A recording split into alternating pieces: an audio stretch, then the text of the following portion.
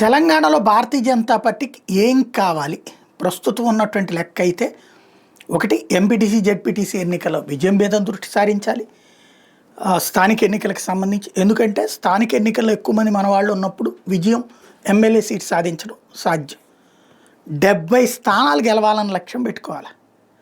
117 స్థానాలకి MLA అభ్యర్థి అంటే మన దగ్గర ఉన్న ఎవడో కార్యకర్తని కాదు, బలంగా కార్యకర్తనన్నా తయారు చేసుకోవాలి, లేదా బలమైనటువంటి వ్యక్తినైనా అక్కడ ఎమ్మెల్యే క్యాండిడేట్గా ముందే ఇప్పుడే డిసైడ్ చేసేసి అధిష్టానం చేత కూడా కన్ఫర్మ్ చేయించేసేసి అతనికి మిగతా వాళ్ళందరూ అండగా ఉండే విధంగా వాళ్ళకి ఏ ఏ పదవులు రావాలో ముందుగానే చెప్పేసేసి మీకు ఇది ఇస్తామని ఇది అక్కడ ఒక నోటు తయారు చేసుకుని పెట్టుకుని ప్రిపేర్డ్గా ముందుకెళ్ళడం బెటరు.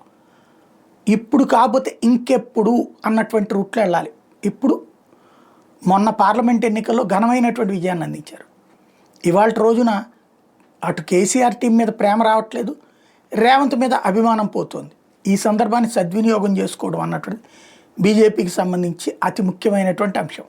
కనీసం 70 సీట్లు గెలిస్తేనే అక్కడ ముందుకు వెళ్ళగలుగుతారు.